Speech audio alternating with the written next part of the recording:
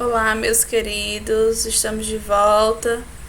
Então, hoje vamos continuar falando um pouco sobre a cultura. Nossa aula vai ser dividida em dois momentos. Primeiro momento, correção. E segundo momento, vamos falar sobre os aspectos culturais africanos, contribuições africanas aqui no Brasil. Então, primeira questão, conforme o texto, as populações indígenas têm hoje sua herança e sobrevivência garantida? Explique. Então, também com base no texto, mas também com base nas explicações feitas nas aulas anteriores sobre os indígenas, nós observamos que o índio ainda hoje precisa lutar para ter sua terra respeitada, seu espaço de convivência respeitado. Infelizmente, a gente constata hoje nas pesquisas, nos noticiários, que o direito à sobrevivência, à segurança e à sobrevivência, infelizmente, ainda não é garantido. Segunda questão. Pesquise e responda no caderno, no estado em que você vive, agrupamentos de população indígenas. Quais, como vivem esses indígenas, quais são suas crenças e qual a relação deles com a comunidade que os rodeia. Então, para falar sobre isso, eu trouxe as tribos aqui do Ceará, para a gente ter uma noção. Então, os Tremembé, aqui em Fortaleza, mais próximo da gente, Genipapo Canindé, os Tapebas, Anassé, Canindé, na verdade, dos extremos do Ceará, como Cariri, aqui próximo, o Crato, Tremembé, Tapuia, Cariri, Potiguara, enfim. E para a gente ter uma noção sobre a composição indígena do nosso estado. Qual a relação do índio com a terra? Bom, meus queridos, a relação do indígena com a terra é um pouco da relação, é diferente um pouco da relação com que os chamados civilizados têm. No sentido que os nativos, eles têm um respeito à terra, eles têm valorização com a terra, porque eles têm a consciência que da terra que eles tiram a forma de sobreviver, o alimento necessário para a sua sobrevivência, para a sua subsistência.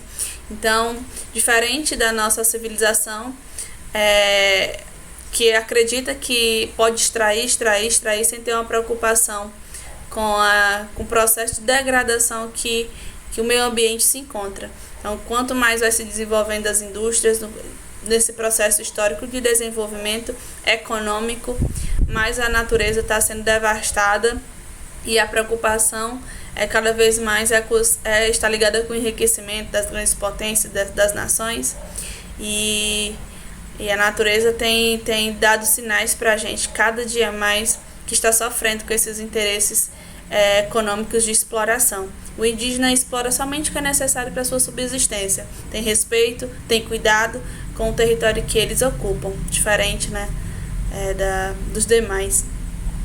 Qual é a sua opinião sobre a condição dos indígenas ao longo da história do Brasil? Bom, nós vemos que ao longo do Brasil, desde o período da chegada dos europeus, os índios eles se mostraram resistentes e ainda hoje é necessário uma resistência organizada por parte dos indígenas.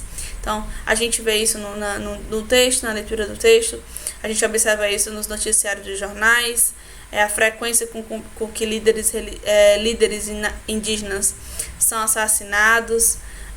Então, pelo nosso histórico, é um histórico de resistência, de muita luta. Como você acha que estão vendo isso ligado os indígenas brasileiros atualmente? Basicamente, essa resposta está muito, que eu acabei de falar, da questão anterior, está muito ligado com isso. A necessidade dos nativos brasileiros ainda hoje, atualmente, têm a necessidade de lutar, de proteger o seu território, porque ainda não lhes é garantido segurança. Você conhece alguma ação da Fundação Nacional do Índio? Qual é a sua opinião a respeito? Então, essa questão é pessoal, se você conhece, se você fez alguma pesquisa a respeito dessa questão, eu vou lá dar na verdade, eu vou analisar todas as perguntas lá no Classroom.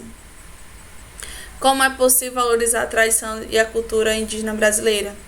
É possível a gente sempre tendo, quando a gente trata desse assunto, tratar com importância, tratar com respeito, sempre defender, ou então em qualquer debate, discurso, ser contra qualquer ideia de desvalorização da cultura indígena, ser contra qualquer discurso de que trate os índios de uma forma preconceituosa. Infelizmente a gente ainda encontra posturas dessa forma. Então a gente precisa entender e se enxergar dentro dessa cultura. Nós fazemos parte da cultura indígena. Essa cultura indígena não é do outro, essa cultura indígena é nossa. Então a gente precisa desenvolver, e as nossas aulas também são nesse sentido, de exercitar o nosso sentimento de pertencimento, né? A figura do índio, a figura do afrodescendente que nós vamos estudar agora, de uma forma geral, sempre respeito, valorização, defesa da luta indígena no Brasil. Vamos agora também falando sobre a presença dos negros. A presença africana no processo aqui do Brasil, ele esteve presente desde o início, desde a colonização, quando os índios deixaram de ser escravizados. Então, para intensificar o trabalho e a exploração dos ciclos econômicos, foram trazidos grandes quantidades de negros para o Brasil. Então, se a gente observa o ciclo econômico, na exploração da cana-de-açúcar, na exploração do ouro, na exploração do café, então a presença de grande contribuição é a mão de obra negra, todos trazidos da África. Os traficantes de escravos aqui no Brasil fizeram fortuna com essa atividade. E as condições de vida, como nós já estudamos nas aulas anteriores e vamos estudar ainda também na história, lá no ensino médio também, são péssimas as condições. Então, essa imagem aqui, que eu trago aqui para vocês, é uma imagem do navio que transportava os navios negreiros. As condições eram totalmente insalubres, de alimentação.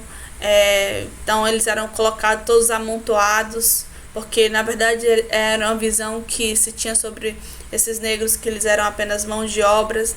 Então, da mesma forma que eu falei também para vocês sobre os índios, da grande diversidade, eu também vou explicar um pouco sobre a diversidade dos negros. Então, a África é um continente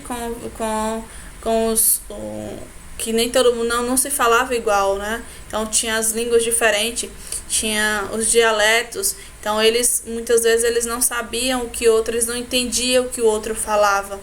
Então, dificultava, fazia com que eles se sentissem, além de serem totalmente tratados da péssima forma como eles eram tratados, eles sentiam a falta da sua família, sentiam a falta da sua terra. Imagina ser retirado da forma que eles eram retirados, para um trabalho compulsivo, um trabalho de exploração, que muitos deles não resistiam. Muitos deles não resistiam também a esse processo de transporte, né? Pelas péssimas condições que tinham. O trabalho, óbvio que isso fez com que eles também tivessem ações de resistência. A resistência acontecia, muitos deles fugiam, formavam os quilombos, onde eles organizavam aí defesa deles para fugir desse trabalho, para fugir dessa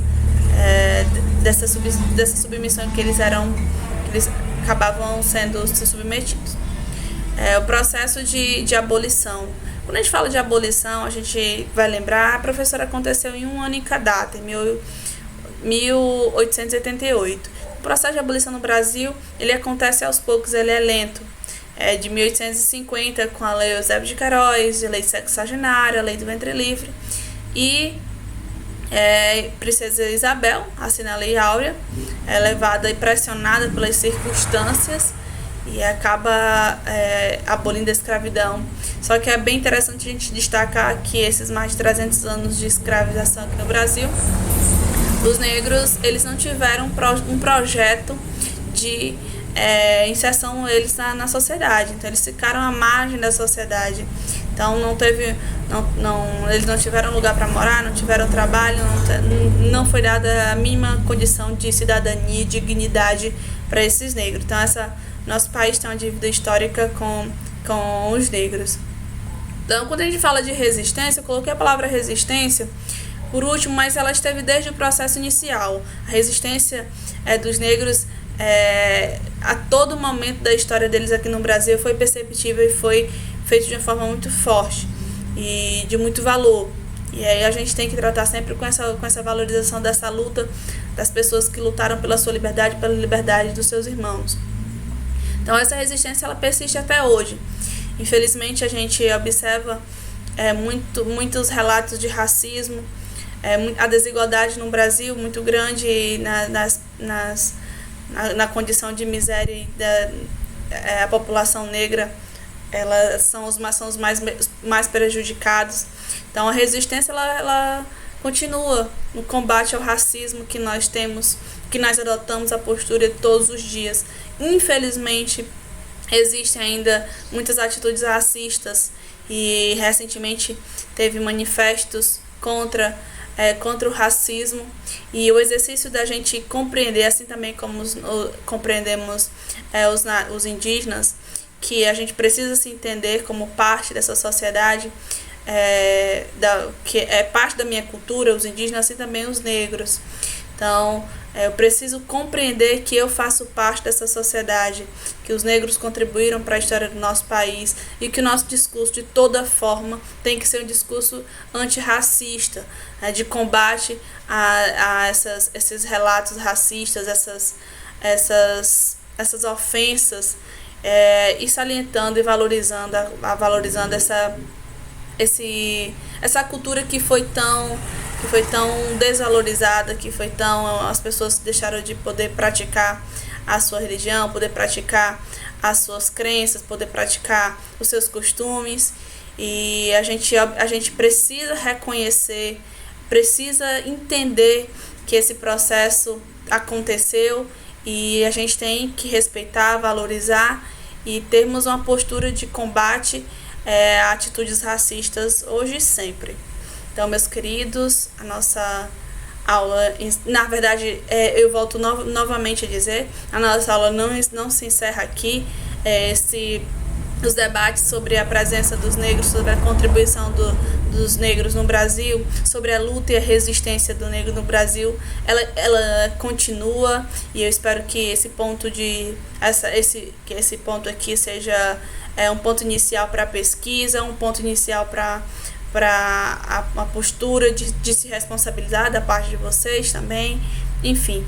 Então, a discussão continua nas próximas aulas e no Meet, enfim. Fiquem bem, estejam bem, até a próxima aula.